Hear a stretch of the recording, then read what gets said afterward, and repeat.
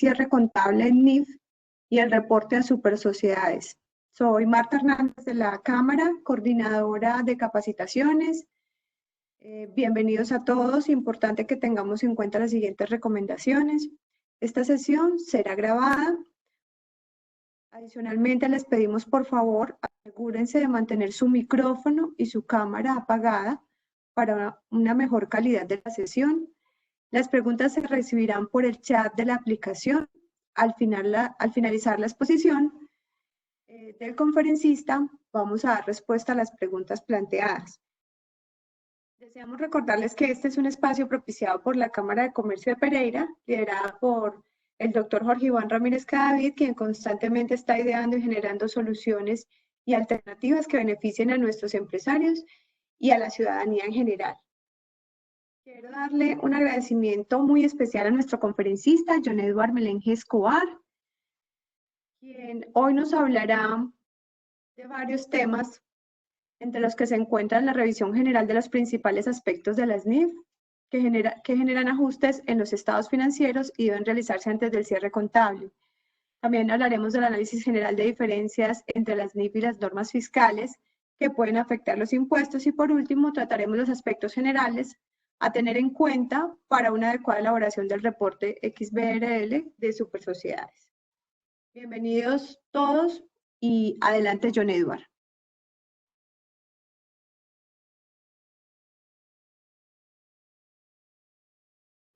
Listo.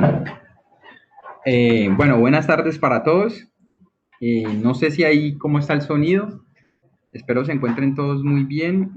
Muchas gracias por participar en este evento que convoca la Cámara de Comercio de Pereira. La idea es aprovechar el espacio que tenemos en estos momentos, dado pues la coyuntura que existe actualmente. Y pues la idea es que aprovechemos nuestro tiempo porque pues si bien hay un tema de aislamiento y todas esas situaciones, también hay que tener claro que existen algunos requerimientos de los cuales no nos podemos aislar realmente porque tenemos ese espacio de presentación de algunos reportes de diferentes entidades que nos regulan. Entonces para eso es este espacio, para tratar de comentarles básicamente cuáles son esos aspectos a tener en cuenta y espero pues realmente sirva de ayuda para ustedes. La idea es darles una primera, digamos, iniciar con algo que es mostrarles los principales aspectos de las NIF que afectan un cierre en los estados financieros, o sea, qué cuentas básicamente deben validar ustedes y pues para hacer los ajustes y que no nos vayan a salir los estados financieros con errores, porque se van a hacer unos reportes que van a quedar pues ya en firme y pues después es más complejo hacer procesos de corrección con superintendencia de sociedades.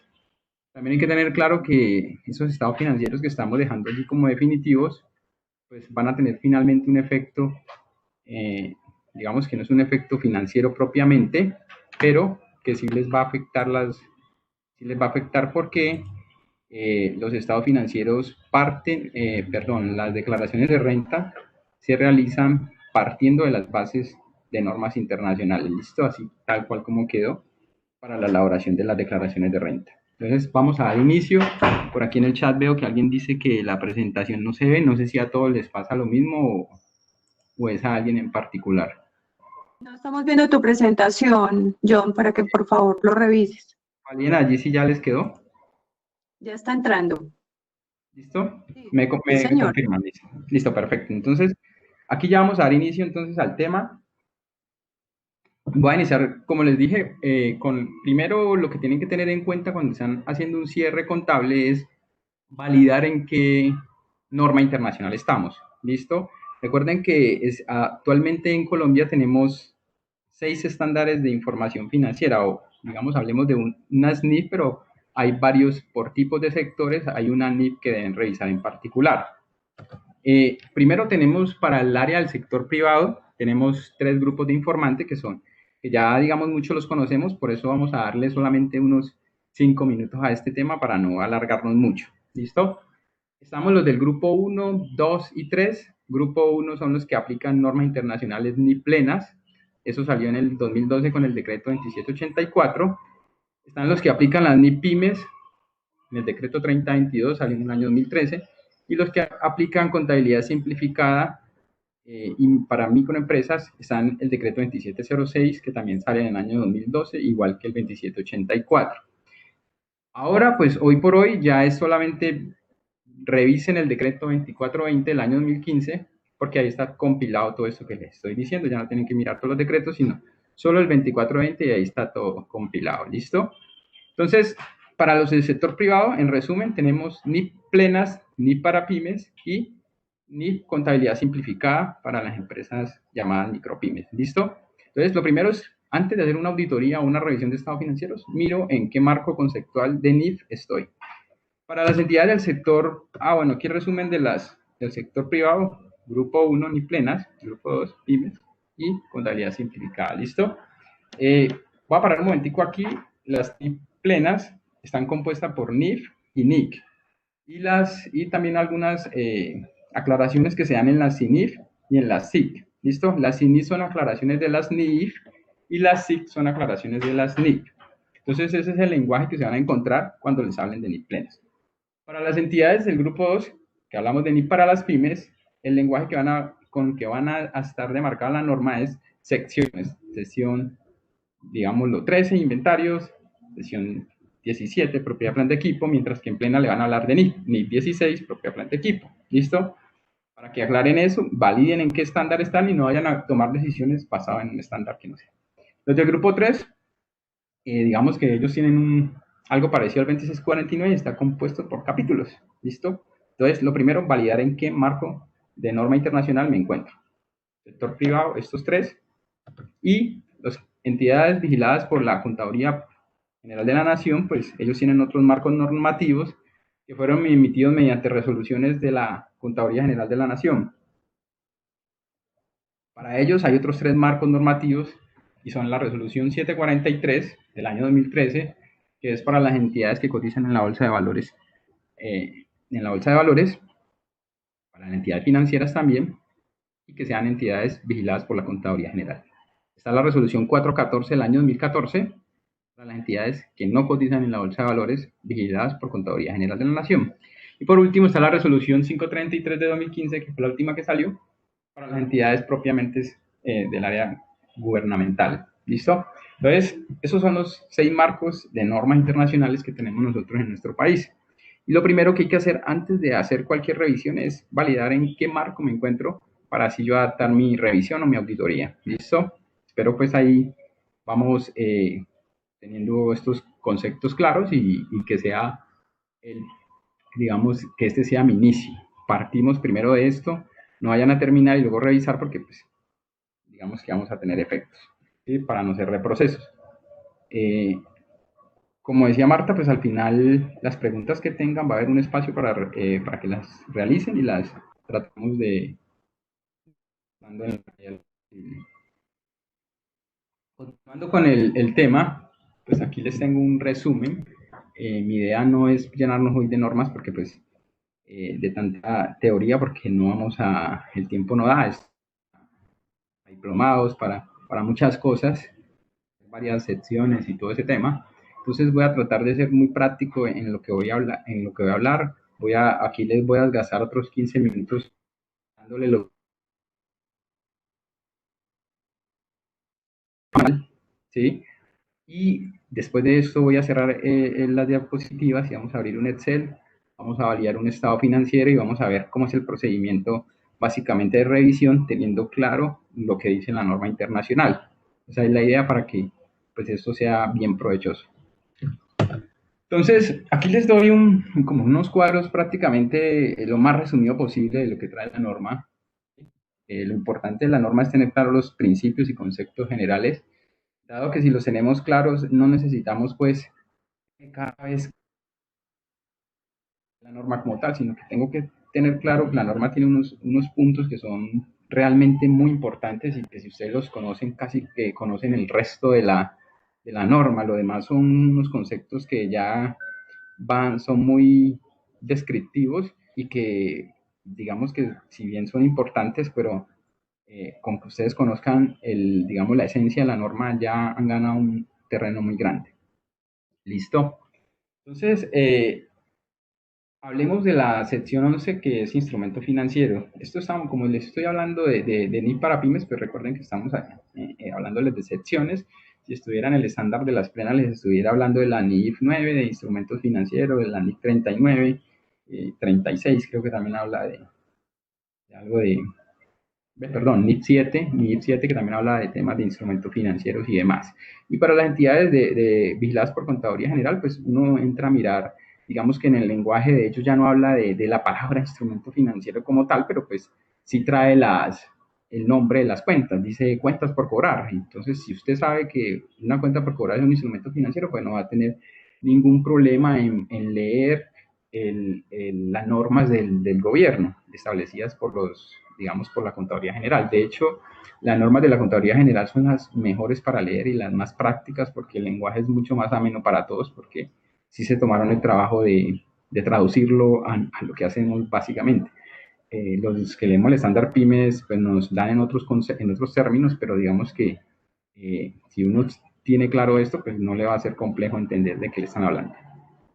Listo, entonces, instrumentos financieros, yo aquí lo que hice fue colocarles la sección, es la 11, habla de instrumentos financieros básicos y las cuentas a que nos aplican el balance, a los efectivos equivalentes, ahí va equivalentes y equivalentes del efectivo, ¿listo? Entonces, efectivo equivalente del efectivo son instrumentos financieros, las inversiones que no sean ni en asociadas ni en compañías subordinadas también son instrumentos financieros.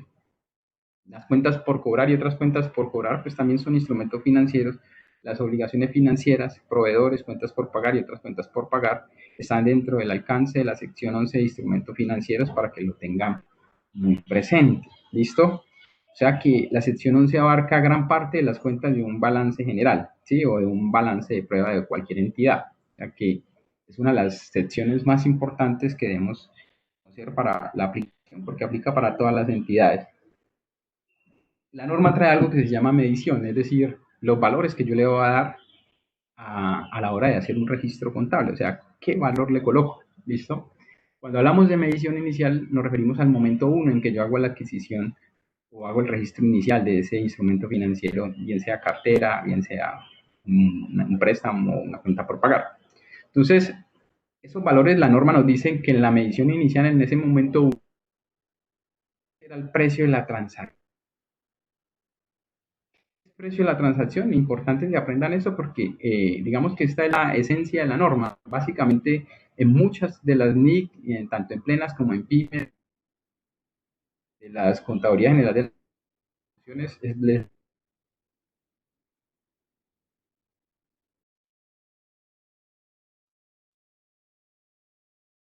como eso que estamos registrando, ¿sí? Para el caso del instrumento financiero, pues las cuentas por cobrar, básicamente es el precio de transacción. Pero cuando le hablan de precio, perdón, el precio de lo que yo los inventarios, pues si es un inventario importado, pues lo que hace es anexarle al valor del inventario, le anexamos los que son honorarios por, digamos, que paguemos por la asesoría en la importación, los aranceles, todo eso, en vez de llevarlos a un gasto, lo llevamos como mayor bien, en ese significa precio de la transacción para que les quede muy claro.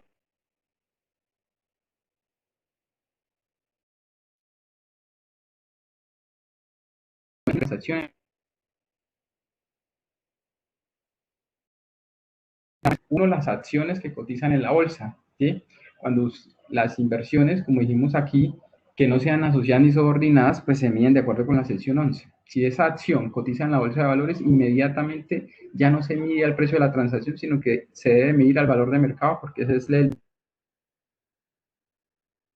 que existe en ese momento. ¿Listo? Ya es que cuando existe una transacción implícita de financiación, pues entonces ya no lo mido al valor presente, ¿sí? Básicamente ahí lo que nos están hablando es de comprar algo con financiación, bien sea otorgada por una entidad financiera o bien sea que se encuentre implícita en la transacción. Si hay periodos de pago aplazados, básicamente usted en la mente tiene que tener claro que hay que reconocerlos al valor presente. ¿Listo? Para que lo tengan claro.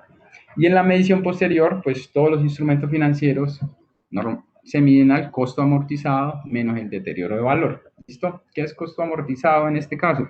Es básicamente para el caso de las, digamos, de las cuentas por cobrar, nos hablan de que yo le vendo a alguien, entonces yo inmediatamente reconozco que me debe X valor. Si yo le vendo a alguien por valor de 100 millones, pues yo registro que tengo una cuenta por cobrar de 100 millones. ¿Cuál es la amortización? Si él me paga los 100 millones, pues la amortizo, la elimino, le doy de baja y eso es mi movimiento. ¿Listo? Pero hay un concepto que hablamos aquí y es el deterioro de valor. La norma dice que todos los activos los activos en general, se les debe hacer un test de deterioro de valor al final del periodo que se informa. Es decir, cada corte, digamos, que tengan en la presentación de estado financiero. Entonces, normalmente aquí en Colombia, pues es un corte de cada año. Algunas entidades presentan estados financieros semestrales o de acuerdo a sus regulaciones, entonces pues lo harían cada semestre en el caso de que sea así. ¿Qué es el deterioro de valor? Es reconocer que mi activo tiene una pérdida o una posible pérdida y que está perdiendo valor. ¿Listo? Yo no puedo decir que tengo millones de pesos, que me deben 100 millones de pesos y resulta que hoy miro la cartera y llevan 5 años que me deben esos 100 millones de pesos. Cuando ha pasado eso, pues yo inmediatamente debo presumir que tengo una pérdida por deterioro de valor, porque los 100 millones que yo en su momento cobré, después de 5 años, pues por solo efectos de pérdida de exposición al tiempo, ya ha perdido un valor. Entonces, la norma lo que me indica es, reconozca que usted tiene una pérdida por ese cobro oportuno, o si bien el cliente nunca me va a pagar, pues reconozca que ya perdió o dele baja si definitivamente no hay situaciones a cobrar. ¿Listo? Vamos a hablarlo general y ahí miramos ahora en el taller qué nos va saliendo. ¿Listo? Hay otra sección que es importante, la sección 13 para los que manejan inventarios. La medición inicial, lo mismo que dijimos para la mayoría de instrumentos financieros, al precio de la transacción o al valor presente cuando hay transacción implícita. Por eso es importante aprenderse concepto, precio de transacción. Y la medición posterior, la norma lo que dice es, regístrelo al importe menor entre el valor neto en libros y el valor neto de realización, o un valor neto realizable. ¿Qué es lo que hay que hacer en inventarios? Al final del año, tengo mis inventarios, llevo un CARDE por el método que manejen, que sea permitido, el método, digamos, el promedio ponderado. Yo estoy valorando mis inventarios. Una de las opciones que uno tiene es hacer un inventario físico y revisar si hay obsolescencia. Si tienes activos obsoletos, pues entonces se entiende que tu valor neto realizable es menor que lo que tengo registrado y por tanto tengo que reconocer un deterioro de valor. Eso es básicamente, en resumen, lo que exige la sección 13 de inventarios. La sección 14 que habla de inversiones asociadas, pues va, y es el que les hablé en la sección 11 de instrumentos financieros. Hablábamos que existían algunas inversiones instrumentos financieros porque eran inversiones asociadas. ¿Qué son inversiones asociadas? Pues técnicamente es cuando yo adquiero acciones o cuotas partes en otras compañías. Cuando yo adquiero cuotas partes o acciones en otra compañía, inmediatamente hago parte en una proporción de lo que yo adquiera de esos títulos, ser dueño de esa compañía, es decir, hago parte del patrimonio de esa compañía. Entonces lo que dice la norma es que adquiero inversiones y yo tengo una influencia significativa a la hora de tomar decisiones, pues inmediatamente esa inversión ya no se maneja como un instrumento financiero, sino que se debe manejar como una inversión en una compañía asociada.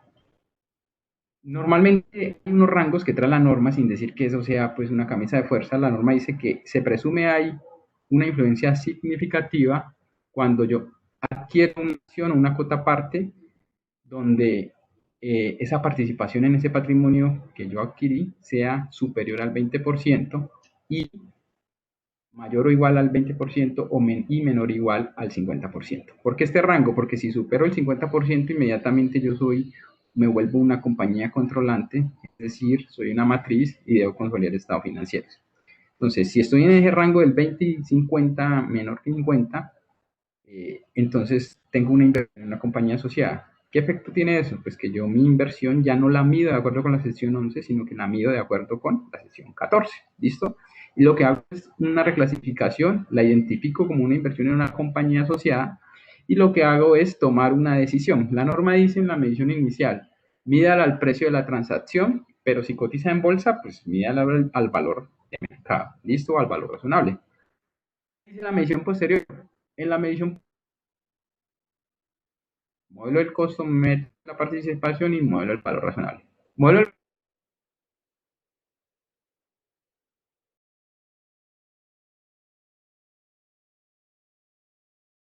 inmediatamente ver cualquiera de esos dos modelos. Costo, participación, lo escogerán de acuerdo a lo que quieren mostrar en su estado financiero.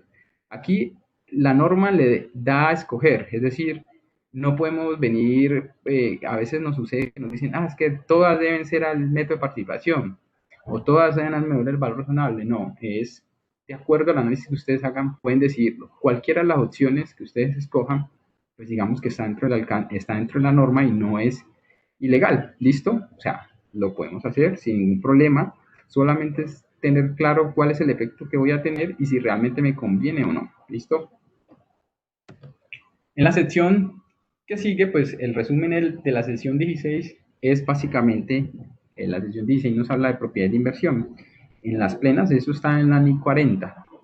NIC 40.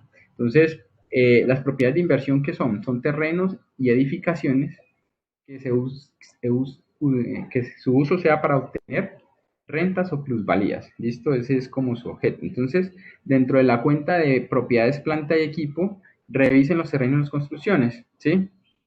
Y si alguna se está alquilando para obtener rentas, pues inmediatamente ya no es una propiedad planta de equipo, sino que es una propiedad inversión. ¿Listo? Si tienen para un lote para engorde, es decir, para obtener, lo compré con el fin de a futuro generar una ganancia, pues también es una propiedad inversión. ¿Qué dice la norma al respecto? Pues que la medición inicial al precio de la transacción, lo mismo que les comentaba. Bueno, aquí se me fue esto de las acciones que cotizan en bolsa. Esto no aplica aquí. Y la medición posterior, perdón que me salté, ¿no? Entonces, la medición posterior lo que me dice es que las propiedades de inversión se miden al modelo del valor razonable, ¿sí? Exceptuando cuando ese valor razonable yo no lo pueda medir de forma fiable. Entonces, lo que dice la norma de propiedades de inversión es terreno edificios que estemos rentando inicialmente al precio de la transacción, que ya sabemos qué es, y posteriormente mídalo al modelo del valor razonable. Pero si no lo puedes medir de forma fiable, mídalo al modelo del costo y mídalo de acuerdo con la sección 17 de propiedad planta equipo. Eso es básicamente lo que dice. Ahí tengo varios errorcitos de escritura ahí, que luego los acomodamos y los cambiamos, ¿listo? La sección 17, propiedad planta y equipo. ¿Qué es la propiedad planta y equipo? Son activos que se tienen para la producción, fines administrativos, para ser arrendados y que se esperen usar durante más de un periodo, tales como terrenos, construcciones, maquinaria, equipo de oficina y equipos de compra. Entonces, aquí vamos aquí a esta partecita para que no vamos a confundirnos. Terreno y construcciones, si están usados para hacer fin administrativo o producción, pues siguen siendo propiedad planta de equipo, ¿listo? Pero si estos terrenos y esas construcciones se arrendan, pasan a ser propiedades de inversión, ¿listo? Porque aquí la norma dice para ser arrendados, pero para ser arrendados aplica es para los demás que no sean estos. ¿Ya? Para la maquinaria, equipo de oficina, equipo de cómputo. Y hablando de la medición inicial, al igual que como les vengo hablando, su medición inicial es al precio de la transacción también, ¿listo?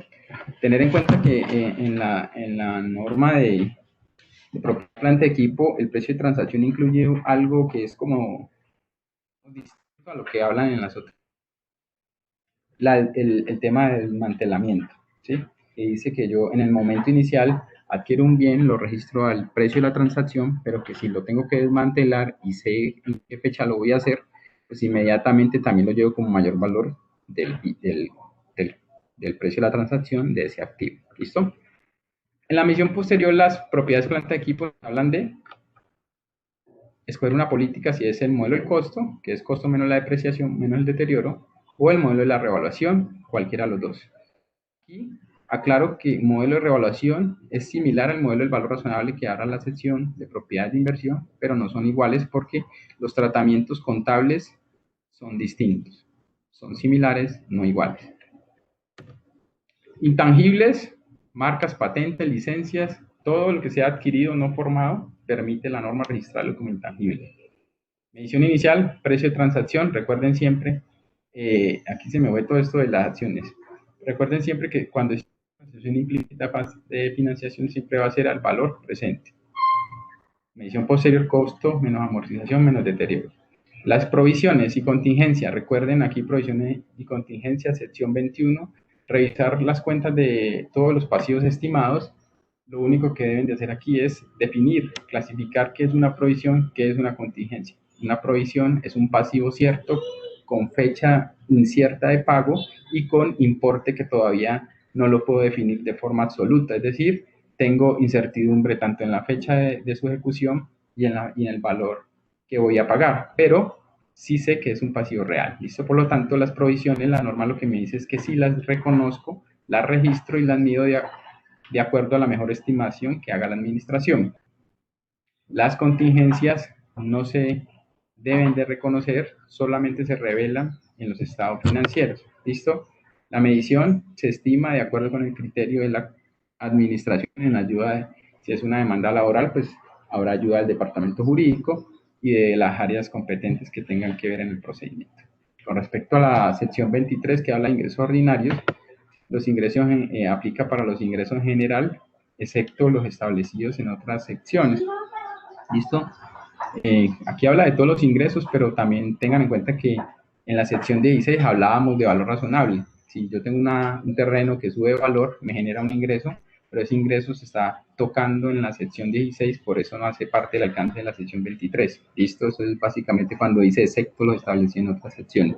La medición de los ingresos, pues técnicamente es al valor razonable de la contraprestación recibida menos los descuentos y rebajas. Y viene un tema de la sección 29 que habla de impuestos a las ganancias. ¿A qué cuenta le aplica? Pues técnicamente el impuesto a la ganancia que tenemos en Colombia es el impuesto de la renta. Pues también hablan del activo por impuesto diferido y por ende la contrapartida en el pasivo, que es el pasivo por impuesto diferido.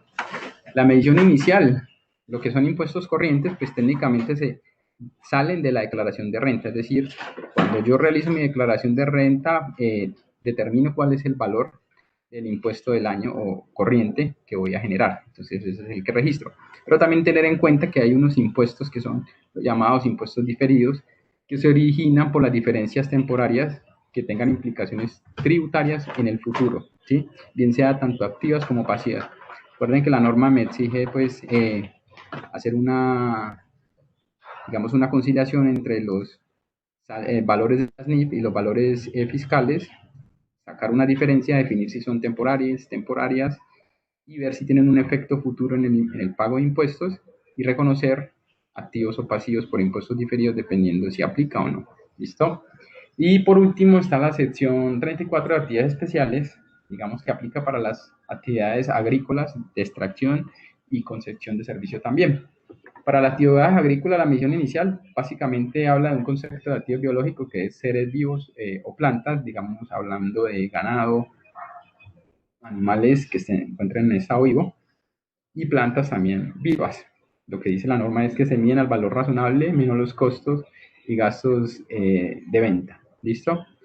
Y todo esto se mide hasta el punto de cosecha o recolección. Medición posterior, pues también se aplica ese principio hasta el punto de la cosecha o recolección. Ya cuando se recolecta, digamos, lo que se tiene en la actividad, inmediatamente se mide de acuerdo con la sección 13 de inventarios. ¿Listo? Básicamente eso es un resumen muy general, muy rápido. Espero pues les sirva de guía cuando les llegue el material. Ahí pueden ayudarse y tomar algunos conceptos pues, generales. Apréndanse lo que les comenté, que es precio de transacción. Dominen eso bien, dominen bien valor razonable, dominen bien valor presente y sepan bien que es un costo amortizado menos deterioro. Y con eso ustedes tienen un terreno muy, muy ganado en las normas internacionales. Listo, eso era lo que le quería decir con respecto digámoslo, al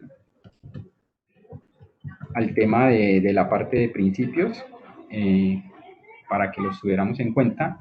Ahora les voy a compartir un material pues que montamos, que es el ejercicio en Excel, en el cual pretendo pues ayudarles pues, a visualizar un poquito cómo es ese procedimiento de forma un poco práctica para que lo puedan usar en sus empresas. A veces, pues por tiempos, por muchas cosas, a nosotros nos sucede que hacemos muchas cosas y no revisamos los estados financieros cuando presentar, pues presentamos y resolvemos, pues decir, como nos toque, pero nos olvida hacer un poquitico ese análisis y determinar si realmente lo que estoy emitiendo, pues, es adecuado o no. A veces el tema de NIF, digamos que en Colombia normalmente somos muy dados a tener por encima las normas tributarias porque pues, nos afectan el bolsillo de forma directa, ¿no? Entonces las NIF las vamos dejando como, digamos, le restamos un poco de importancia, ¿sí? Pero como les decía iniciando era que recuerden que sus estados financieros, las bases fiscales que voy a determinar, partimos de las NIF, es decir, que si ustedes tienen una información inadecuada en NIF, esto los puede llevar a cometer errores en su declaración de renta y también se les va a volver directamente un problema para sus bolsillos. Entonces, las dos normas, tanto las financieras como las fiscales, en mi concepto deben tener el mismo grado de importancia, ¿sí? Para que lo tengan presente. Los errores que yo cometo en mi información financiera los puedo trasladar tranquilamente a mis declaraciones tributarias por el desconocimiento y después se tienen problemas. Porque se los digo, muchos de digamos, en algunas auditorías que he realizado, en una época en que dijeron que las declaraciones fiscales ya eran la información del IF. Entonces declararon lo que hicieron en IF. Entonces teníamos activos que costaban 100 millones y los valoramos a 1000 y así lo declararon en su momento. Ahora eso quedó un poco más claro, pero cuando recién inició todo el tema se hicieron esas declaraciones así con todos esos errores y después los efectos que se tienen para corregir o hacer todos los cálculos, pues es más complejo, ¿listo? Para que no dejemos pues tampoco tan a un lado la NIF porque pueden tener efectos, ¿listo? Entonces empecemos digamos, el taller, llamémoslo taller. La idea es ilustrarlos aquí. Yo aquí lo que hice fue extractar un balance de una empresa, ¿listo? Digámoslo así, lo primero que miramos de todo balance cuando nos lo entregan es revisar primero gestos de cuadrado, ¿cierto? Lo primero, listo, para que sepamos que estamos partiendo de una base adecuada. Lo segundo, revisar que esto, así como lo tengo aquí, está igualito en los libros contables o en el reporte que sale del software. ¿Listo? Traten de trabajar con información directamente del software para que no vayan a haber diferencias, porque pasa mucho que uno hace un y luego se da cuenta que no estaba cuadrado o que ese no era el definitivo. ¿Listo? Si no van a hacer más ajustes, es importante por lo menos que no vayan a hacer ajustes mientras usted está revisando. Si usted detecta se puede corregir porque no ha hecho asamblea o no ha presentado, pues háganlo, pero posterior a que se haga la auditoría para evitar pues reprocesos. Lo segundo, entonces, empezamos a revisar la estructura de nuestro estado financiero, ¿sí?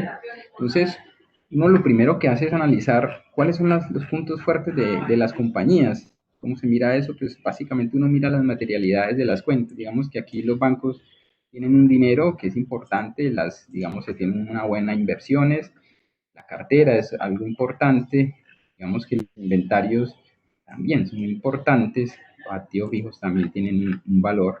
Entonces, uno ya aquí empieza como a darse una visión de básicamente cuál es su trabajo. Si conocemos la norma, pues empezamos a validar. ¿Listo? Entonces, lo primero, la sección 11, hablemos de, uno empieza como barriendo ese balance, uno diría la cuenta de efectivos y equivalentes al efectivo, básicamente eso es una cuenta que importante, pero lo que tenemos que hacer...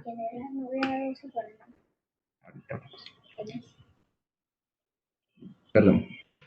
Vamos a Entonces, empezamos a validar el efectivo equivalente efectivo. Recuerden que así se va a presentar en el estado financiero bajo esa denominación. ¿Qué norma es? Básicamente aquí si hablamos de la sección, estamos hablando de que es la sección 11, que habla de instrumentos financieros, la que nos hablaba el tema de efectivo y equivalente efectivo.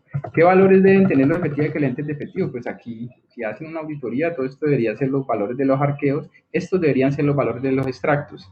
Entiendo que siempre hay unas partidas conciliatorias sin identificar, pero pues la norma ahí lo que nos dice es, si los valores son materiales, si tenemos partidas conciliatorias muy altas, pues entonces uno lo que hace hacer es una nota de ajustes y llevarlos a valores de extracto, y lo otro, crear unas cuentas transitorias, tanto de cuentas por cobrar o cuentas por pagar, dependiendo de la partida conciliatoria, y ajustar para presentarlo, digamos, con la mayor realidad posible. Lo que pasa es que a veces giramos un cheque el 30 de diciembre y pues ese cheque no lo alcanza a cobrar, digamos, mi proveedor. Entonces, yo contablemente lo que hice fue darle baja a una cuenta por pagar y retiré el dinero del banco, pero resulta que eso no ha sucedido porque al cliente todavía le debo y el banco todavía no ha retirado el dinero del banco. Entonces, como la idea es llevarlo a la mayor realidad, pues la realidad en este caso, digamos que la tiene el banco, ¿no?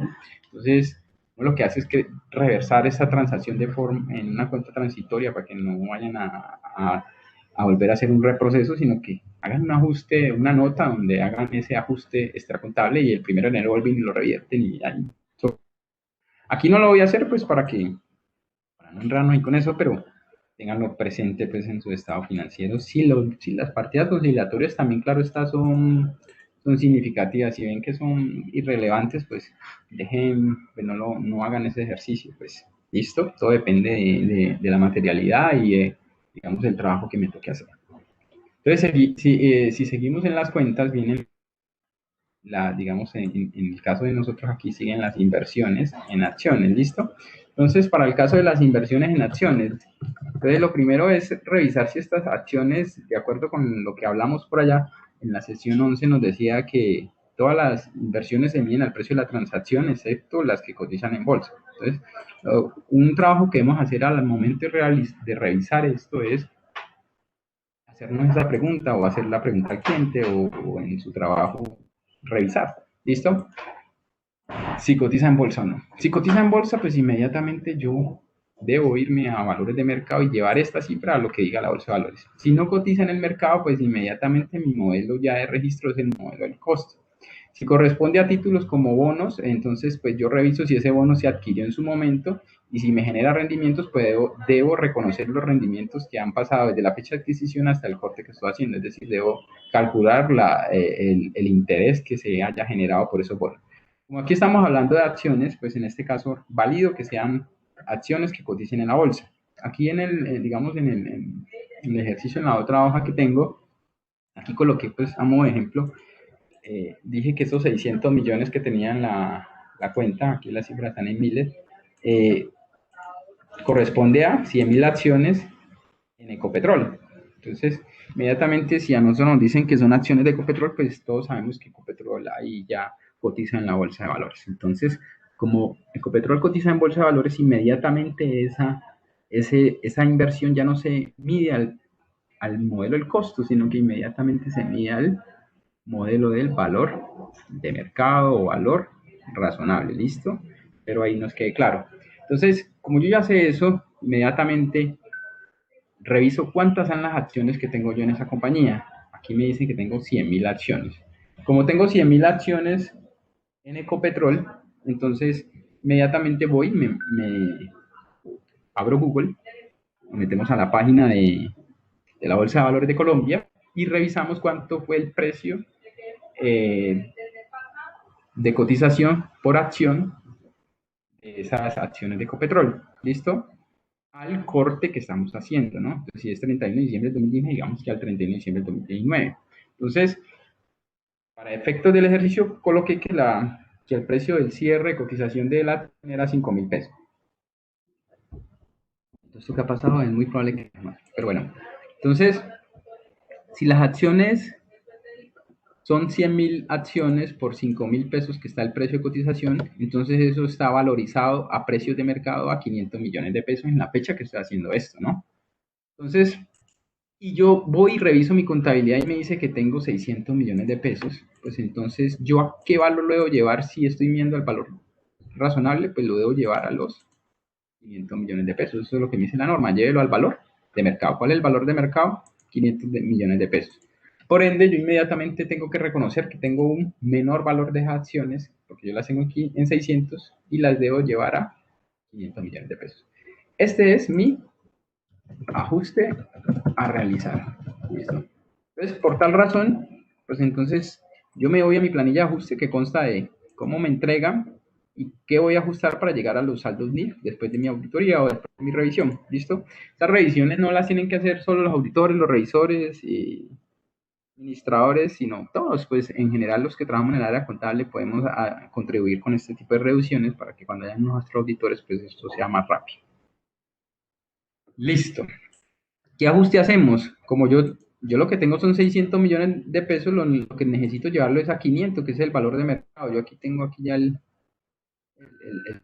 digamos, el registro que deberíamos realizar. Listo. Entonces, como ajuste 1, pues mi registro que debemos hacer es que disminuir el valor de las acciones en 100 millones de pesos para llevarlos a los 500 que necesitaba y genero una cuenta que es de pérdida por valor razonable de las inversiones. ¿Listo? La cuenta, pues el nombre, el número de la cuenta y eso, pues recuerden que en las NIF no nos dan cuentas contables del PUC ni nada de esas cosas, exceptuando pues las entidades del sector público que sí tienen, en esas resoluciones sí hay plan de cuenta, y también lo tienen algunas entidades del sector salud, también tienen planes de cuenta y que entiendo que las entidades del sector solidario también tienen. Como nosotros, digamos, las demás entidades no tenemos plan de cuenta, pues ustedes la crean en su software contable, lo crean y le ponen el nombre, la identifican y hacen el registro. Entonces tienen un gasto por esa pérdida de valor, por medición a valor razonable, y disminuyo mi acción para llevarlo a los 500 millones de pesos. ¿Listo? Y ese es mi ajuste. Y ahí lo que voy haciendo es convirtiendo estos estados financieros como los tenía antes de mi auditoría a llevarlos a los saldos que son los que deberían pasar a la auditoría. Recuerden aquí algo que es lo que les comento y es los efectos que pueden tener esto en las normas fiscales. Fiscalmente, ¿cuál es su valor? Pues fiscalmente van a ser 600 millones de pesos. ¿Listo? Porque en la norma entiendo quedó que solamente van a tener efectos fiscales ese tipo de movimientos de mediciones de acciones en el momento de enajenación y venta. Entonces, aquí es donde empiezo a mencionar cuál es la importancia de la NIF, que yo voy a registrar en NIF porque voy a partir de aquí parto a hacer mi declaración de renta. Entonces, yo voy a nombrarle al fisco que mis acciones están valoradas en 500, pero que fiscalmente 600, y ahí voy a tener un efecto tributario también y que puede generarme impuesto diferido. Entonces, todos estos análisis son los que empiezan a afectarnos un poquito. ¿Qué más tiene esta empresa como inversiones? Tiene una fiducia, ¿listo? La fiducia, pues, como es un valor, digamos, pequeño aquí, tiende a ser, este tipo de encargos fiduciarios se usan como una cuenta de ahorros. Si ese es su uso, no tanto para generar rendimiento, sino su uso es como para hacer pagos a corto plazo, pues este tipo de inversiones las directamente a efectivo y equivalente al efectivo, es decir, quítenle el código 2 y pónganlo como 12, ¿listo? Y también esto es algo que nos debemos acostumbrar aquí a hacerlo directamente ya como transaccional, ¿sí? No esperar al cierre del año y uno tener que hacer una reclasificación de la cuenta 12 de fiducia a la cuenta 11 por la NIF, no, llévenlo de una vez a donde va, es decir, a equivalentes del efectivo, ¿listo? Ahí espero que estemos pues, todos bien, espero que la secuencia vamos, digamos, bien. Sé que voy algo rápido porque el tema, pues, digamos, es extenso, entonces tenemos que ir un poquito rápido. Espero, pues, ahí lo entiendan, pero que también haya, pues, que también esté siendo claro, pues, es mi idea que lo que se esté compartiendo, pues, sea entendible. Vámonos a las cuentas por cobrar. Las cuentas por cobrar, como lo mencionábamos, también en el resumen que les doy, que presentamos ahorita, también nombramos que las cuentas por cobrar instrumentos financieros de acuerdo con la sección 11, ¿listo? Y volvemos a lo mismo, la sección 11 dice al precio de transacción en la emisión inicial, posteriormente al costo menos amortización, menos deterioro de valor. Normalmente las cuentas por cobrar, normalmente, puede que hayan excepciones, se miden casi que al precio de transacción. En algunos casos puntuales hay que hacer mediciones a valores actuales, ¿listo? A mí me entregan un balance así, pues entonces uno lo que hace es revisar los puntos más fuertes. ¿Listo? Los puntos fuertes, por ejemplo, esta cuenta es una de las más grandes. Aquí tenemos unos anticipos, estas cuentas de anticipos. Lo que dice la norma es que si estoy comprando, dando un dinero como anticipo para adquirir mercancías y esto es para adquirir inventarios, entonces no lo lleves como una cuenta por cobrar anticipos aquí en la cuenta 13, porque no es una cuenta por cobrar, sino que esto hace parte de un anticipo para compra de inventario, es decir, cámbiale la cuenta y no lo lleve como anticipo en cuentas por cobrar, sino que llévelo a una cuenta de anticipos por compras de inventarios dentro de la cuenta de inventarios. ¿Listo? Los de las empresas de Contaduría General de la Nación van a ver en la cuenta de inventarios que tienen un rubro para esto. Para los que no lo tenemos, pues debemos ir y trasladar esta cuenta de la 13 a la 14. Entonces, por decir, yo ya la llamaría por decir igual, en vez de 13 la llamamos 14 inventarios, por decir una cosa así, y ese sería el ajuste que deberían, en el mejor de los casos, realizarlo para evitar tener estas transacciones. Y lo mismo, acostúmbrense a volver esto transaccional, no lo hagamos al final del periodo, ya, acostumbrem que si usted está haciendo un anticipo para una compra de una propiedad de planta de equipo, llévenlo dentro de las cuentas de propiedad de planta de equipo, no lo lleven a la 1330, ¿sí? Si están haciendo una compra para un inventario, pues no lo lleven allí, llévenlo directamente a la cuenta de inventarios y así nos evitamos este tipo de revisiones, que uno está aquí revisando y vea, trasládame eso a la 14, vea, trasládame eso a la cuenta 15, y pues para evitar eso, llévenlo de una vez transaccionalmente allí, que no, pues que ese es el deber ser, no tiene efectos fiscales, no tiene ningún efecto que les vaya a generar pues algún problema, ¿listo? El otro tema pues vienen siendo estas cuentas de anticipo de impuestos, pero pues digamos que estas son unas que se manejan pues con el área tributaria, entonces no las voy a tocar, ¿listo? Para ir cerrando este tema ahí. Y pues la cartera sí tiene un tema aquí y es que la cartera, y si tenemos una cartera de este tamaño, pues es susceptible de tener si a mí me den 4.300 millones, es probable que alguno de tantos clientes, algunos se me esté quedando y no me esté pagando, entonces puedo tener un deterioro de valor de la cartera, ¿sí? Entonces, este es un test que debo de revisar y analizar.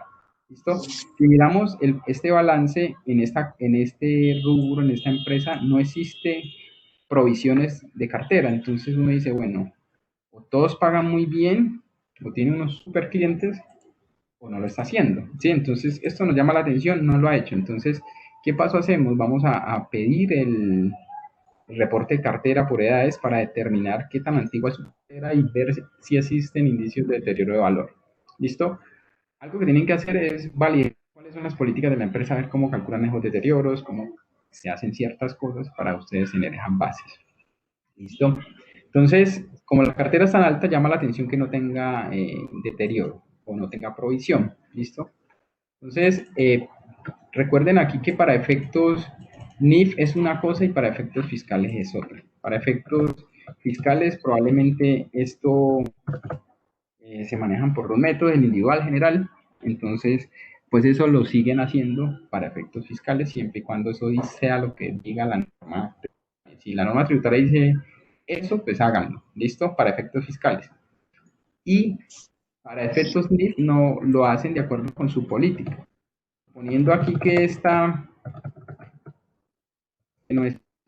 digamos que ese sea mi reporte de cartera, entonces uno lo primero que dice es, bueno, yo tengo los 4.000 millones que les estaba hablando allá, están aquí, y vemos una concentración de cuentas por cobrar mayores a 360 días. Por lo tanto, uno dice, bueno, tengo 500 millones de deterioro. Entonces, lo que hacemos es hacer un deterioro de valor, calcular un deterioro de valor de esa cartera.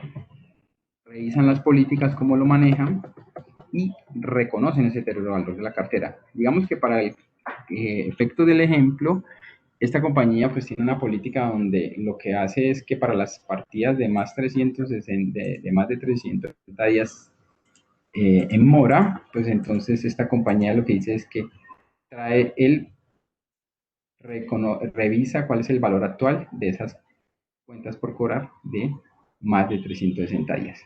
Lo que hacemos es traerlo a valor actual y por diferencia entre lo que yo tengo en libros y a cuánto equivale en valores presentes, pues reconozco mi deterioro de valor. ¿Cómo lo hacemos? Recuerden que para esto está el tema de la norma de los cálculos financieros. Esta se hace, lo que hicimos fue aquí con una tasa de descuento del 1%, ¿sí? Cogimos como número de periodo los días vencidos que ya están aquí, como aquí están días, los volví meses porque la tasa es mensual, ¿sí? Y lo que hicimos fue traer solo la B8, que es la columna donde están los mayores a 360, que es la política. Aquí lo que hicimos con esto es traer este valor actual. Aquí donde tenemos valores, allá era cero porque las de mayores a 360 ya era cero, ¿no? Entonces por eso era cero. Pero aquí yo lo que estoy haciendo es que tengo cuenta por cobrar de 385 millones pero lleva 49 días en mora. Entonces, lo que yo hago es, por conceptos de equivalencia financiera, traer eso a valor presente por todos esos días que no me han pagado y ver a cuánto equivalen, digamos, a valores presentes para comparar ese valor que no me han pagado, cuánto ha perdido valor. ¿Listo? Con la fórmula llegamos a que en este caso puntual, esos 385 millones que me tenían que pagar hace 1249 días equivalen a, como si me los pagan hoy, equivalen a recibir 255 millones de pesos. ¿Sí? Entonces, como esa es la equivalencia en términos financieros por exposición al tiempo, recuerden que el dinero pierde valor por esa exposición, entonces yo he perdido 130 millones de pesos. ¿Listo? En este concepto, esta es la fórmula, lo que hicimos fue, la fórmula se lleva a todo y nos dice que toda esa cartera tiene un deterioro de valor de 176 millones de pesos. ¿Cómo se reconoce el deterioro de valor? El deterioro de valor es similar a lo que hacemos con las provisiones, ¿no? Entonces el deterioro de valor lo reconoceríamos en una cuenta del activo de naturaleza crédito, es decir, por aquí, en una cuenta 1399. La cuenta que nosotros la llamamos anteriormente provisiones, ahora pues le llaman deterioro de valor. Como es un deterioro, es un menor valor, es de naturaleza crédito y lo que hago es reconocer esa pérdida de 176 millones como menor valor de la cartera y pues reconozco un gasto porque su efecto es en el resultado. ¿Listo? Y ahí vamos haciendo ajustes. Miren que ahí vamos haciendo todos los ajustes de cada una de mis cuentas, llevando a resultados cuando aplique. Pues aquí hay muchas cuentas que de pronto haya que hacer cosas, pero digamos que vamos a ir pasando así, digamos aquí a modo general, listo, para que entiendan pues que si hay algunas otras cosas que pueden revisar, pues lo van haciendo. Con respecto al inventario, aquí el inventario es un rubro fuerte, es un rubro grande de 5.900 millones, ¿sí? Entonces, nota, aquí pues vemos que este rubro de inventario no tiene deterioro, es decir que esta empresa debe realizar un test de valor neto realizable para validar si existen deterioro de valor de esos inventarios y reconocerlo en los estados financieros. ¿Listo? Eso es el proceso que tienen que hacer allí. Recuerden acá en la cartera que también al reconocer yo este deterioro de valor, puede que cuando realicen la provisión de cartera fiscal, van a haber diferencias. Puede que a ustedes les dé 100 millones en vez de estos 176, entonces tengan en cuenta que también ahí tienen una base distinta a la fiscal y que va a generar ese impuesto diferido.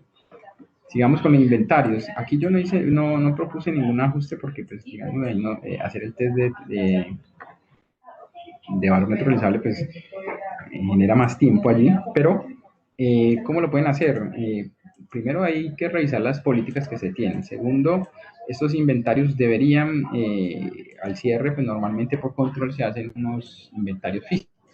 En ese en esos inventarios físicos debería existir un procedimiento para validar esas mercancías que se encuentren deterioradas, dañadas, obsoletas, porque esa mercancía ya es susceptible de deterioro. Y lo que hacemos es reconocerlo. ¿Listo? Lo otro es que si son estos inventarios fueran artículos tecnológicos, es muy probable que los artículos tecnológicos también por la salida de nuevas tecnologías tienden a perder valor. Entonces, si yo este inventario que tengo reconocido en 4.000 millones de pesos a valores de, digamos, estos 4.000 millones de pesos que yo tengo aquí, los voy a salir a vender y me dan menos de 4.000, entonces yo ya debo reconocer que voy a perder por vender esto. Eso es el valor neto realizable. ¿Listo? Entonces ahí lo que hace es reconocer un deterioro de los inventarios y es igual que este registro, solo que lo llevan a la 1499, deterioro de valor de los inventarios contra un gasto por ese reconocimiento. ¿Listo? Ahí van cerrando, pero tengan en cuenta eso que estamos haciendo. En las propiedades planta equipo, bueno, las propiedades planta equipo es un rubro que es el que más impactos normalmente tiende a generar en los estados financieros y también en la parte fiscal. Uno, porque hay un poco de cosas que hemos realizado desde la adopción de la NIF que si no las hicimos bien y no las interpretamos bien, pues nos pueden estar afectando y ni siquiera nos damos cuenta. ¿Listo? ¿Como cuáles? Recuerden que cuando hicimos las adopciones de NIF le dimos valores nuevos a los activos fijos por proceso de evaluación de los activos fijos, de acuerdo con la sesión 35 que habla de adopción por primera vez, donde me permitía valorar activos. ¿Listo? Entonces, si yo hice unas valorizaciones de, por ejemplo, un edificio que valía 100 y lo volví de 200 o 500 millones de, 200 millones de pesos, pues entonces tenga en cuenta que eso era para efectos financieros. ¿Listo? Porque su activo en el balance de apertura para efectos fiscales siguen siendo lo mismo 100, solo que usted lo volvió 500 para efectos financieros. ¿Listo? Eso para que lo tengan en cuenta. Lo segundo, que si usted hace activo que ya tenía adquirido antes de la adopción, tenía una vida útil de 20 años, usted venía depreciando esos 100 a 20 años, ¿sí? Y resulta que usted NIF lo volvió 50. Entonces tenga en cuenta que para efectos NIF, su vida útil son 50, pero para efectos fiscales la vida útil es 20 años. Pero después de que sale digamos, no recuerdo, el decreto, creo que, no sé si fue el decreto de resolución de la DIAN, a partir del año 2017, los activos, edificios nuevos adquiridos, digamos que hubo un cambio en las depreciaciones fiscales, ¿sí? Donde la norma nos dijo que ya los edificios no se depreciaban a 20, sino a 45 años, o el importe contable si este es mayor. Así quedó. Entonces, palabra más, palabra menos, si ustedes adquirieron un activo, un edificio en el año 2018, por decir una cosa así, lo compraron en 1.000 millones, entonces para la NIF usted le dio 70 años de vida útil, entonces tenga en cuenta que para efectos fiscales su vida útil es los mismos 70 años, porque la norma dice el contable si es mayor que el fiscal de 45, ¿sí? Pero si usted compró ese mismo activo de 1.000 y le puso una vida útil de 30 años para efectos NIF, tenga en cuenta que la vida útil fiscal es de 45. ¿Listo? Y ahí es donde donde se empieza a volver complejo la norma internacional, pero es por el doble control que tengo que llevar. Recuerden que ahora, cuando compro un activo fijo, lo debo llevar vías útiles fiscales y vías útiles NIF por aparte, si estas son diferentes, porque de lo contrario puede que a usted esté alterando su declaración de renta y la esté presentando de forma inadecuada. Es común, lo digo por experiencia, es común ahora ir a una auditoría y encontrar que están haciendo compras de activos fijos y fiscalmente le siguen colocando 20 años, cuando eso ya no es así. Es como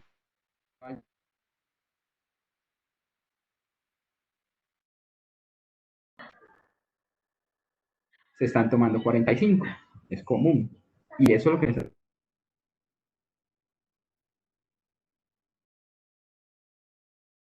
les digo que no es tan sencillo decir, no, las NIF no tienen tanta relevancia, las tienen, ¿sí? Porque lo que yo estoy presentando aquí me puede afectar mi declaración fiscal si yo no controlo bien lo que estoy haciendo? Entonces, para esto, todo eso les estoy hablando es para que lo tengan muy presente.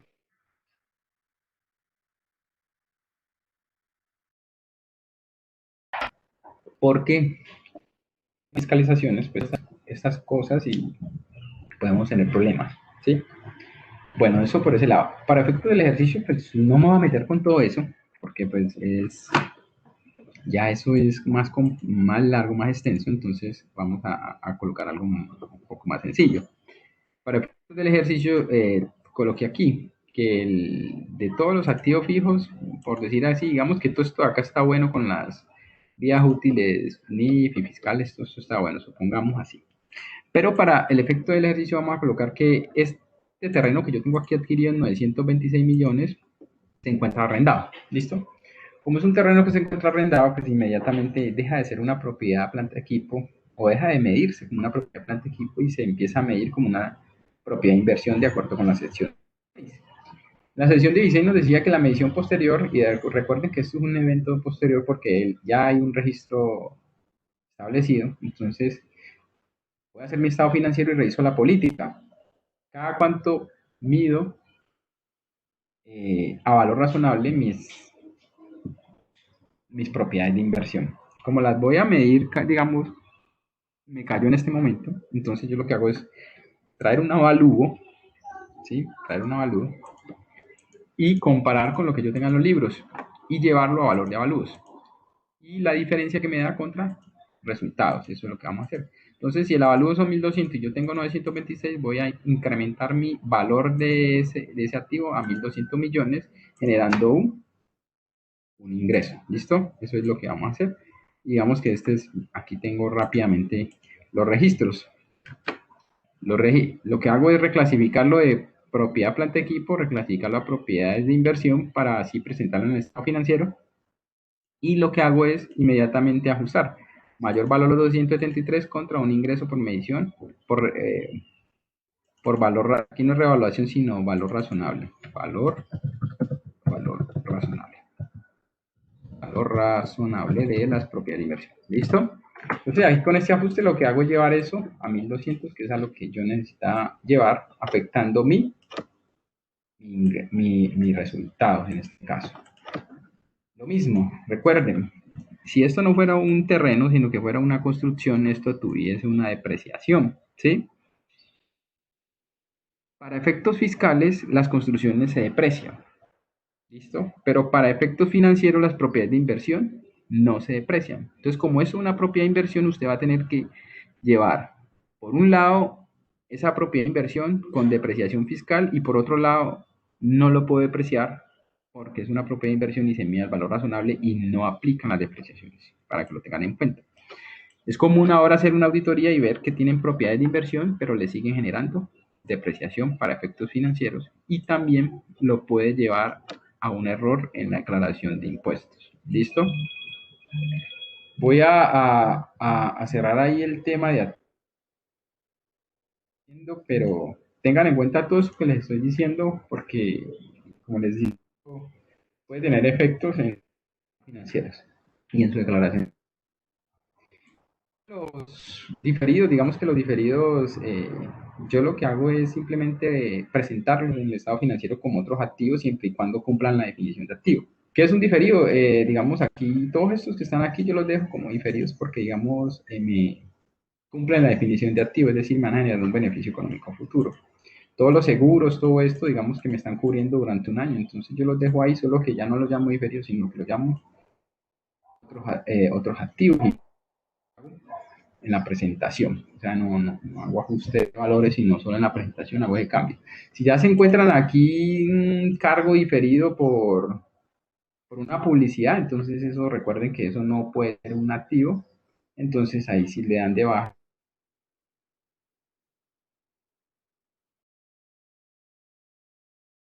Inversiones, recuerden, valor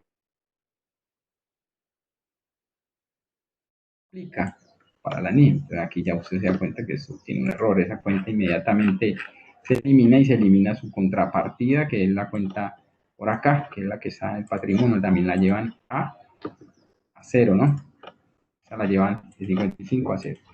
Y así vamos con el balance. Las obligaciones financieras pues deben validar que al cierre del periodo pues si han adquirido créditos y falta ajustarle los días de intereses para reconocer los intereses que deben al banco, pues los ajustan. Para los proveedores y cuentas por pagar, validar si realmente la compañía paga a tiempo, sino para reconocer ahí un efecto de valor presente, siempre y cuando sea realmente importante. Digámoslo por allí. Voy a saltar esas cuentas porque en esas no normalmente casi no tiene como situaciones que vayan a generar algún problema, ¿listo? Y vienen las cuentas pues de demandas laborales, digamos las provisión y contingencia. Recuerden que todo esto es validar realmente que estas provisiones, por ejemplo, es común en las auditorías encontrar que todas estas cuentas están en 250 millones y llevan 10 años ahí, los mismos 250 millones, y llevan ahí los mismos años y nunca las revisamos porque nos parece que no. Pero tengan en cuenta cuál es el efecto, porque si es un valor grande, yo lo que estoy diciendo, recuerden leer el estado financiero, yo lo que digo aquí es que tengo que pagar 250 millones, diciendo, listo, para que lo tengan presente, validen si es verdad o no es mentira, si esto no prosperó, entonces de darle de baja, si va a prosperar o hay mucha probabilidad de que vamos a pagar, entonces lo debo de dejar allí, pero también ver si el valor es adecuado, listo. Y por último, revisa, por ejemplo, estos descuentos comerciales condicionados.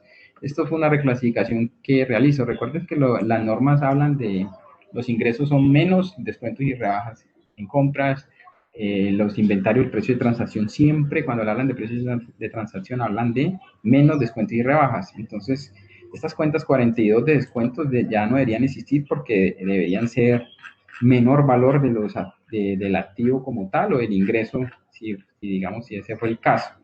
Ese ajuste que estoy realizando allí corresponde a esto. Resulta que por acá tenemos una cuenta de descuentos comerciales condicionados. Resulta que los descuentos comerciales condicionados, pues, eh, normalmente se dan es cuando yo vendo, ¿sí? Y el cliente le doy digamos, unas condiciones de pago. Si él me paga en X valores, pues, en X tiempo, perdón, entonces yo le descuento. Entonces, en este caso estoy mostrándoles eso, porque esta cuenta, esto debe ser un menor valor del ingreso de acuerdo con la norma de ingresos, ¿listo? No un gasto como lo presentamos aquí. Entonces lo que hacemos es reclasificarlo de aquí y pasarlo a un gasto, que es digamos, el ejercicio que lo pueden hacer. Para que vean más fácil los ajustes, yo les coloqué estas referencias, por ejemplo el R2, el que estamos mirando aquí, ustedes lo pueden filtrar y lo que estamos aquí pueden mirar qué fue lo que se hizo al respecto, ¿listo? Para que lo miren ahí. Lo que hice fue trasladar de aquí, dejarlo en cero y llevarlo a menor valor del ingreso. Aquí lo vamos aquí presentando. Que quedaría con un signo negativo esa cuenta, que es parecido como a la cuenta de evoluciones, rebajas y descuentos. ¿Listo? Entonces, bueno, eso es básicamente como a modo general lo que me quería pues mostrarle con respecto a los principales aspectos a tener en cuenta en los cierres. Entonces, espero pues esto que hice les haya servido. Ya el paso posterior es realizar sus estados financieros, pero con las nuevas cifras, ¿listo? Llegando a las nuevas cifras y mirando también cómo me afectó mi estado financiero. Yo aquí lo que hago es un análisis de cómo arranqué, cómo terminé, ¿listo? ¿Cuáles fueron mis efectos? Entonces, si cogemos todas las cuentas, digamos, de resultados, yo muy probablemente tuve un efecto en el resultado y eso es lo que hacemos. Aquí pueden ya validar pues cuáles fueron los ajustes que hicimos, pasamos de 600 a 500 y eso tuvo un efecto por allá en el resultado, entonces el estado de resultados se había afectado, ya ustedes después pueden darle una miradita pues y hacer los análisis que considere cada uno para que entiendan lo que estamos haciendo. Entonces aquí les voy a dejar el tema de principales ajustes del cierre, tengan en cuenta los efectos fiscales, son muy importantes porque nosotros tenemos que ser, digamos, ir de la mano, ¿sí? A pesar de que dicen que son separadas, vamos de la mano, ¿listo? La una de la otra. para que dejemos ahí esa primera parte. Ahora lo que voy a hacer es ir al tema de superintendencia de sociedades. ¿Listo? Para validar. Ya cuando ustedes hacen sus estados financieros, ¿qué es lo más importante ahora? Ahora es tener primero los conceptos claros de NIF, es decir, cómo se llama una cuenta, qué es un efectivo, un equivalente efectivo, todo eso lo tienen que tener claro porque así se lo van a pedir allá en el reporte.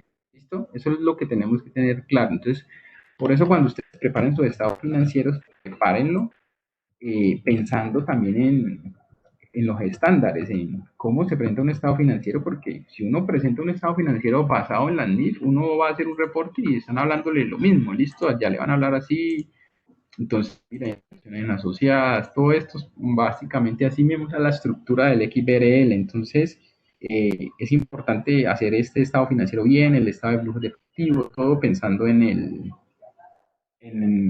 en ese reporte a las personas pues, que realmente están obligadas a hacerlo. Muchos no están obligados, pero los que están obligados saben que pues, hay un trabajo importante.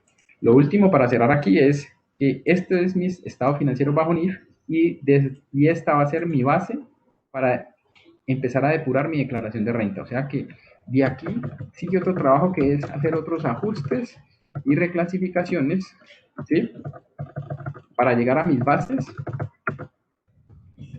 Entonces, aquí con ayuda de los asesores tributarios empezaron a decir esto, disminúyale esto porque fiscalmente no acepta, entonces vamos aquí, de aquí, partimos acá, y ese es su trabajo que vaya, digamos, a hacer para salir, declarar, hacer mi declaración de renta. ¿Listo? Voy a cerrar aquí este ejercicio y vamos a pasar al XBRL. ¿Listo? Entonces, vamos a ver cómo les comparto aquí. Bueno, primero les voy a compartir, vamos a ver aquí, listo. Les comparto pues la circular que tenemos actualmente para efectos de realizar los reportes, la presentación de estado financiero del año 2019 a la Superintendencia de Sociedades.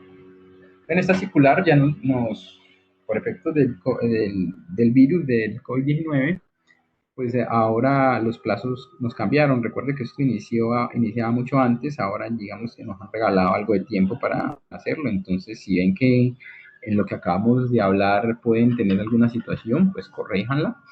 Si no han hecho asambleas, pues. Y pues estos son los nuevos plazos. Vamos a arrancar el 29 de abril, o sea, la otra semana, ya empiezan a recibir estados financieros a Superintendencia de Sociedades y esos son los plazos de presentación. ¿Listo?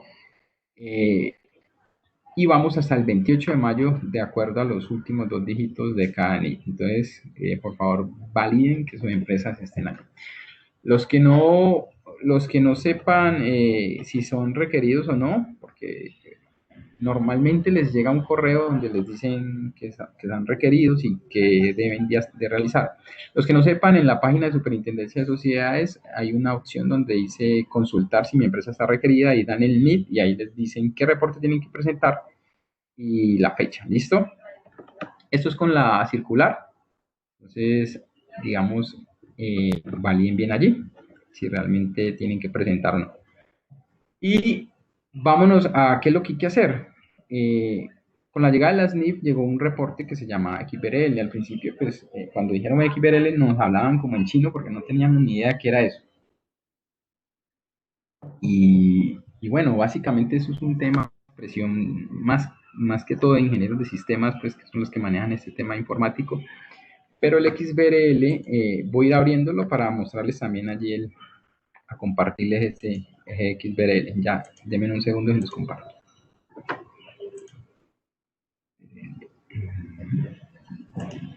Voy a abrir XBRL, compartir. Listo. Básicamente el XBRL, ¿qué es? El XBRL, digamos, es un sistema el cual permite enviar información a gran escala, ¿sí?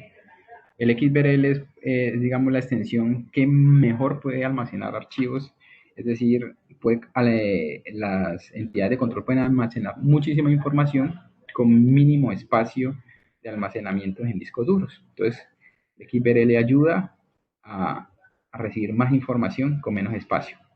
Digamos, en otras palabras, y el que quiere investigar más, pues otras cosas, pues lo puede hacer, pero digamos que eso es a gran escala lo que se quiere. Es una plataforma, ya la Superintendencia de Sociedades nos la presentó hace ya algunos días, algunos años, perdón. Lo que básicamente nos indican es lo que vamos a presentar, ¿sí? Entonces, este es el aplicativo, lo descargan en la página de Superintendencia de Sociedades, las personas que lo requieran, hacen el descargue de la información, ahí le van a pedir un correo y unas cosas para la licencia, una información de la empresa para la licencia y lo descargan. Ya cuando lo descarguen van a tener esto, que es lo que les estoy mostrando en pantalla. Y digamos que esto consta de todos estos en la partecita de acá arriba para que les quede más fácil hacerlo. Pues digamos estos son cada una de las cosas que tienen que diligenciar. Entonces, pues el aplicativo no es que sea lo mejor del mundo, es bastante, a veces tiende a ser como muy precario, pues en mi modo de ver es muy complejo, pues porque algo que ya está hecho, pues es solamente digitarlo ahí se vuelve pues un trabajo que le quita a uno mucho tiempo, ¿sí? Entonces, pues, a mí no me parece muy práctico que digamos, a veces no suma, a veces sí suma, uno no sabe dónde suma, a veces es complejo. Entonces, pues no es complejo pues de llenar porque está pidiendo una información que tenemos bien, pero si es enredado, es maluquito pues de llenar los datos, ¿listo?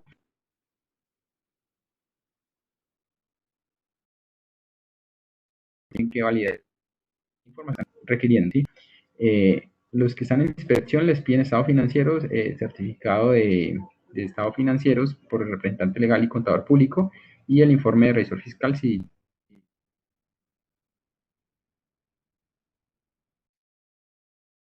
más el informe de gestión, listo como documentos ahí y el BRL, ¿listo?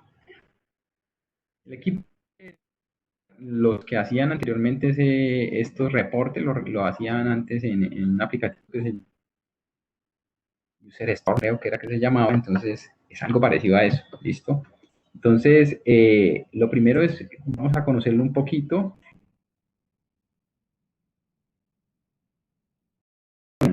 pues se los voy a dar a nombre, pues a manera de recomendaciones, la forma en que yo he podido hacerlo lo más rápido que puedo hasta ahora, porque digamos que con la experiencia ya lo más o menos le conozco cuáles son sus punticos a tener en cuenta. Entonces, cuando empiecen, arranquen desde el principio, porque se lo recomiendo porque hay personas que arrancan a llenar esto y luego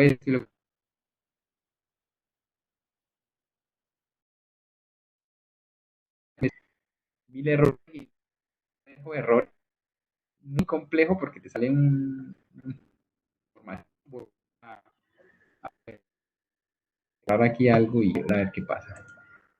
Entonces, te salen muchos errores. Entonces, mira, te sale un error aquí, que es el nombre, ¿listo? Pero te sale un error a la hora de validar. Eh, digamos, ese es todo digamos que cuando termina, pues él debe salir validado sin errores. Así yo ya sé que yo ya puedo generar el XBRL y reportarlo a la superintendencia y no va a tener ningún problema. Pero entonces, como vieron ahí, solo por quitarle una cosita ya tienes muchos errores. Entonces, si usted empieza a diligenciar todo esto por acá, cuando le dé ese proceso de validar, inmediatamente le van a aparecer mil errores, le falta la razón social, le falta el objeto, le falta, y toda esta pantallita aquí se le va a llenar de errores. Entonces, leer cuál es el error que usted realmente tiene es muy complejo y si es un error de estado financiero, pues es más complejo. Entonces, mi recomendación es hagámoslo paso a paso. Carátula y llenen toda esta información, lo que le aplique, pues claro está, y llénenlo, ¿listo? Llenen toda la información uno a uno y cuando terminen la carátula denle en validar, ¿listo? Si le sale un error, pero que no sea de carátula, entonces siga. Puede que le salga un error porque uno llena aquí y le salen errores de otros formatos que no ha llenado, pero no pasa nada. Si no le sale ningún error en carátula, siga, ¿listo? Y sigues. Sigues con el siguiente, los datos del representante legal, contador y todo esto. Entonces, aquí lo mismo, llenen estos datos, valide. Si no le sale error, siga. ¿Listo? Y ya empieza con el tema de estados financieros. Algo muy común es que en los estados financieros pues, nos va a pedir información de los dos periodos. Entonces, esto, como les dije, mano. Y los errores que a veces le salen a uno es que uno, como escribe esto a mano aquí, y a veces, pues, vaina aquí pide. Entonces, si usted no le puede llenar aquí ni comas, ni decimales, ni nada de eso, se pueden llenar para que lo tenga muy presente porque si no les van a salir errores. ¿Listo? A veces uno se desgasta la cabeza esto y es una coma, un decimal que ustedes pusieron. Entonces, vayan anotando todos esos punticos porque puede que esos errores sean eso nomás. ¿Listo? Y cuando usted le da validar a un error de un decimal, no es tan fácil encontrar, es que tiene un decimal en tal fila. No es tan fácil así como uno quisiera. Entonces, por eso háganlo así. Listo. Lo segundo es validen bien que hacerlo a mano. Hay una opción por acá que uno puede bajar esto a Excel, pero pues yo la verdad en Excel eso, hacerlo y luego volverlo a montar no lo recomiendo. Prefiero hacerlo aquí así sea manual porque la otra lo intenté hacer en Excel y eso me pareció más enredado. Entonces,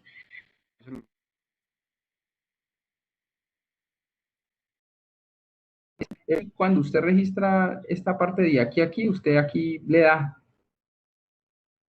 ¿sí? Supuestamente, pero en algunas ocasiones no le va a sumar. Entonces, ustedes se tienen que parar varias veces, darle aquí esta flechita y darle esta calculadora para que él le sume. ¿Listo? Porque a veces tiene problema, entonces vayan dándole sumar, sumar.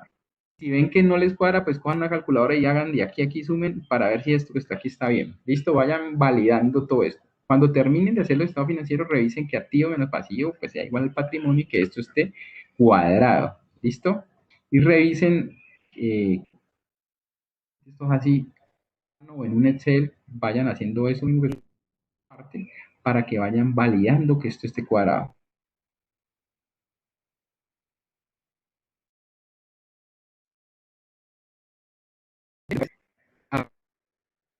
Sean 6 10, 9, 21. Y esto aquí le cambió un poquito.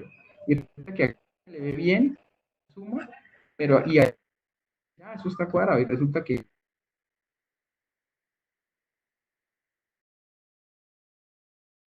cuando ya termine el proceso, vuelvan y validen, miren si tienen errores en el estado financiero. Si no tienen errores, sigan. ¿Listo? Y viene paso a paso, van siguiendo. Estaba el resultado lo mismo, digamos que este es un poco más fácil, pero pues vayan entendiendo. ¿Listo? Vamos llenando todos los datos y lo mismo.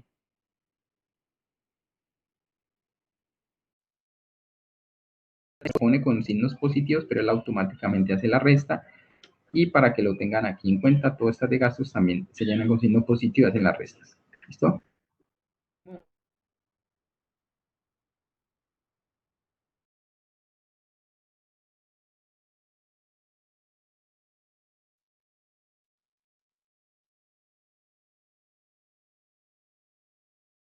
A veces presentan esos problemas. Al resultado integral, recuerden que el resultado otro solamente lo llenan a los que les aplican, otras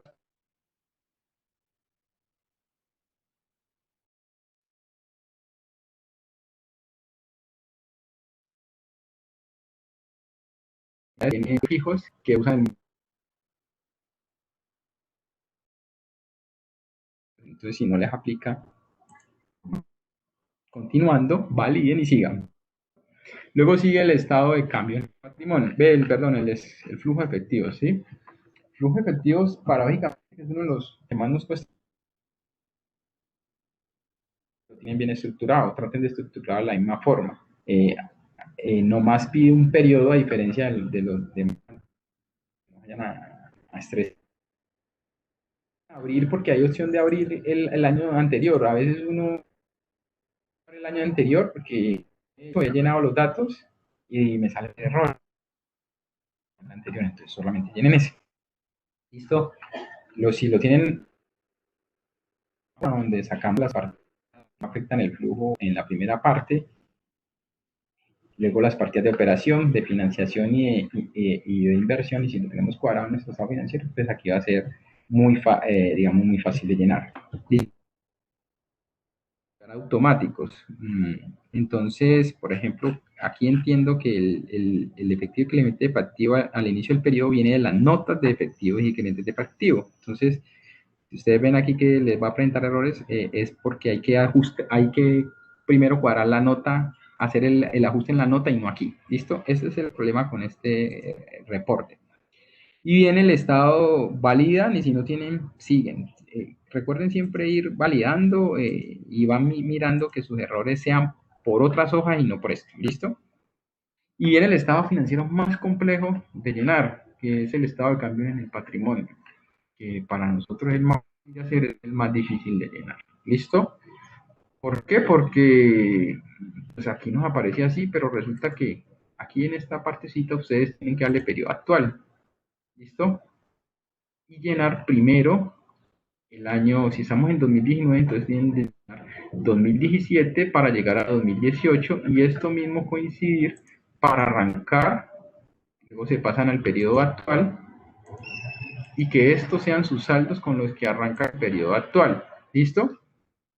Y luego empezar a llenar todos estos datos. Este es el más, es el mapa, es el más enredado de llenar. Realmente a veces uno tiene 4 ajustecitos o 2 ajustecitos por la utilidad y esta vaina de alguna forma se te va a enredar. Entonces, validen esto, lo mismo les recomiendo otra vez es sumen siempre con una calculadora aparte y vayan haciendo que toda esta operación les esté sumando porque el automático del XBRL no es nada bueno, ¿listo?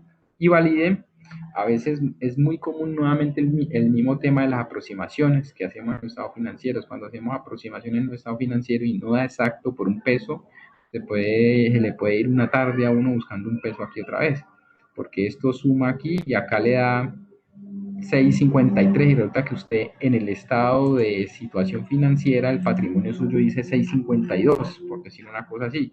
Y por ese peso usted va a tener todo un análisis, todo un momento para revisar y cuadrar ese pesito. A veces uno dice, no, yo lo meto por aquí y vaya, métalo y se les cuadra otra cosa. Entonces, todo eso hay que tenerlo muy claro.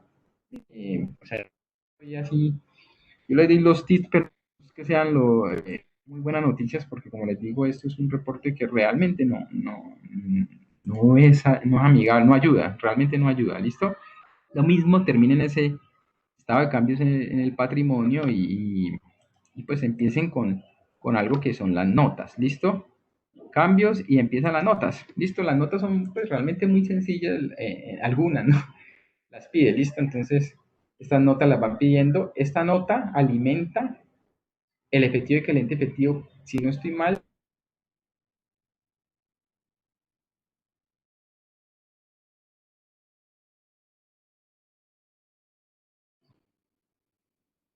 Entonces, bien de llenar estos cambios. Ahí es donde ella, de acuerdo a la necesidad que tengan con la realización de este tipo de reportes, donde llenan primero, pero esta nota, digamos que se puede llenar de primero si usted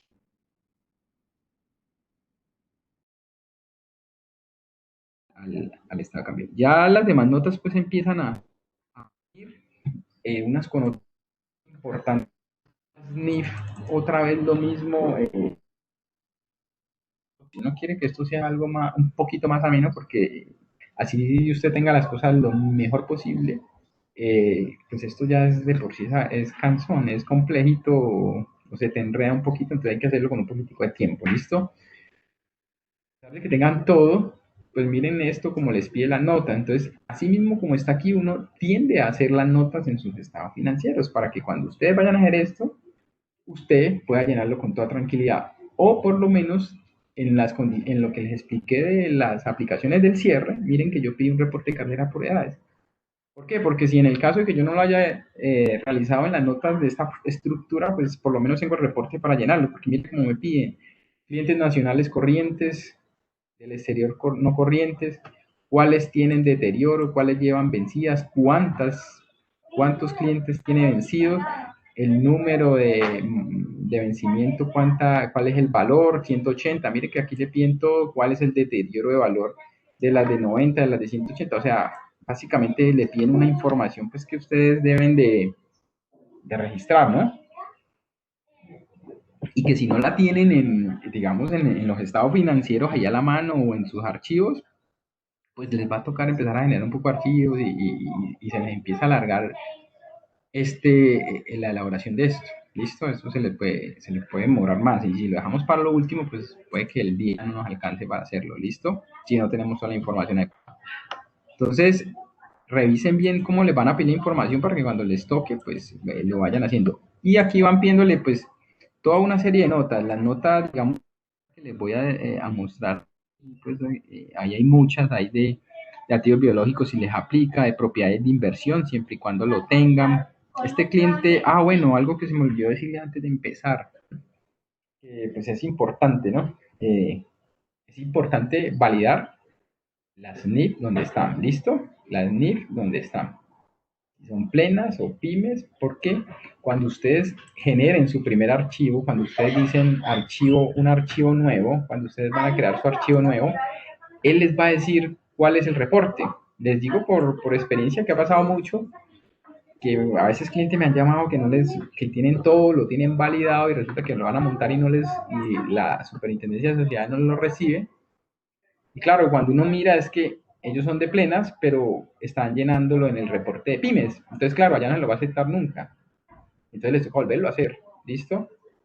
Entonces, en este caso, este cliente es de plenas, entonces digamos que se está trabajando en el informe que es, pero validen eso. Se me había olvidado decirles eso.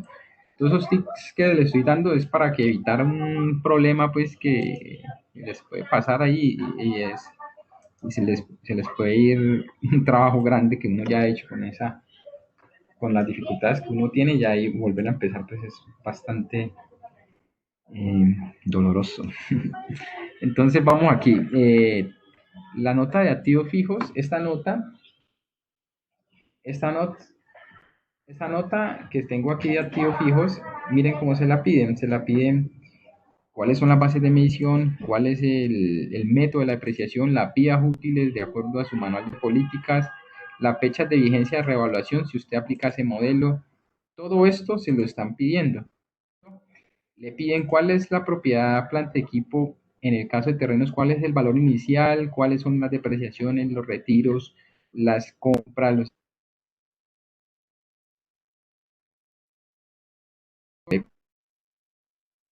activos revaluados. Bueno, aquí le están pidiendo toda esta información y es por eso les decía, la NIF, si ustedes ven la sección 17 en la parte de revelaciones, les dice que la revelación debe ser así como está aquí. Obviamente no en esta presentación tan enredada, pues porque aquí están de todos ese tipo de activos, pero sí con sus activos. Deben hacer una nota en sus revelaciones, es obligatorio hacerla de esta forma. ¿Cuánto era mi terreno al inicio? ¿Cuánto fueron las compras? ¿Cuánto fueron las ventas? ¿Cuál es mi saldo? ¿Cuál era mi maquinaria? ¿Cuáles fueron las compras? ¿Cuáles fueron los retiros? ¿Cuál fue la depreciación del año? ¿Cuál es mi saldo? ¿Listo? Y esta nota es obligatoria en los estados financieros. Entonces, si usted hace unos estados financieros de acuerdo con la NIF, digamos que esta nota usted la tiene, la debería de tener y no debería causarle problema. Sin embargo, así la tengamos, llenarla vuelve a lo mismo, se vuelve bastante canzoncito llenarla aquí. Se te puede generar un desgaste también otra vez porque se vuelve muy manual el tema otra vez, listo, pero esa nota pues hay que hacerla de acuerdo con las NIF. Para ayudarse un poquito con todo este tema es ver la estructura de los reportes y así mismo trato de adaptar otras cosas de que cuando yo ya las vaya a hacer, pues sea un poquito más práctico. ¿Listo? Y ya todas estas, pues vamos con cada una de las notas, volvemos a lo mismo. Cada una de estas notas vayan haciéndolas, vayan validando. Si no tienen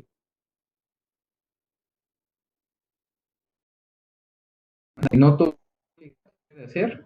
Si usted deja en cero la de deterioro, no la llene y no le va a presentar error. Si no tiene intangible, no tiene problema. Pero hay unas notas que sí son, digamos, obligatorias, que son el análisis del SIU, para que lo tengan también ahí presente de la parte de donde provienen sus ingresos. Y digamos que otra de las obligatorias es el análisis de gastos, donde le piden una información de sueldos, salarios, que también lo pueden sacar de su estado financiero. Otra que es obligatoria es la de los socios, también. Aquí, listo, para que llenen esos datos y si existen inversionistas extranjeros, pues también le van a pedir de dónde viene el capital, ¿listo? En este caso el capital es 100% extranjero, entonces digamos que dicen cómo es la composición y quién es todo eso. Entonces, pues ahí eso era lo que les quería compartir. Digamos que en el tiempo que tenemos, digamos, que se trató de abarcar lo más que se puede, pues, de esta forma y espero, pues, que a pesar de que se hizo de forma virtual, hayamos logrado, pues, el objetivo que es darles algunas herramientas, pues, a todas las personas que están en estos procesos, tanto de auditoría como de elaboración de reportes, estados financieros, herramientas que les permitan, pues, agilizar o mejorar su presentación de informes. ¿Listo? Entonces, pues ahí muchas gracias y pues vamos a darle paso pues a Marta para ver qué preguntas tenemos. Muchas gracias, John Edward, por tu intervención, por tus conocimientos, por tu experiencia. Gracias a todos por estar en este espacio. Pues en este momento solamente tengo una pregunta en el chat, que te la voy Vale. a compartir. Dice, ese gasto por descuentos comerciales condicionados que bajo NIF se lleva como menor valor del ingreso, fiscalmente, ¿cómo se maneja en la renta? ¿Como gasto o como menor valor del ingreso? Ok, bueno, eso digamos que es un tema tributario, pero pues vamos a tratar de responderlo allí. Listo. Pues en mi concepto hace parte de menor valor del ingreso, digamos que como es un tema de norma fiscal, se llevaría como menor valor del ingreso, como cuando uno presenta la cuenta impuesto, de impuestos y ingresos por descuentos, entonces se llevaría dentro de esa cuenta y pienso yo que no tiene ningún efecto pues en temas fiscales. De todas maneras, pues digamos que eso es una pregunta, digamos que se me sale de mi conocimiento y mi experticia porque es un tema pues muy fiscal, entonces pues digamos que esa es mi opinión, pero sí le pido el favor a la persona que la hizo, lo convalide con alguien que sepa el tema pues, fiscal realmente. ¿Listo? Qué pena ahí. ¿Alguna otra? No tengo más preguntas en este momento por parte de los asistentes. Podemos dar por terminada la sesión. Agradecemos a todos por habernos acompañado en esta conferencia. De nuevo, un especial agradecimiento a John Edward por su tiempo y por poder compartirnos su conocimiento en este momento. Los invitamos a todos a seguirnos en nuestras redes sociales para compartir en los diferentes eventos virtuales y actualizarlos en temas de interés. Finalmente, les recordamos que esta sesión fue grabada y la podrán encontrar próximamente en nuestro canal de YouTube. Muchísimas gracias de nuevo a todos. Gracias, Marta. Bueno, saludos a todos.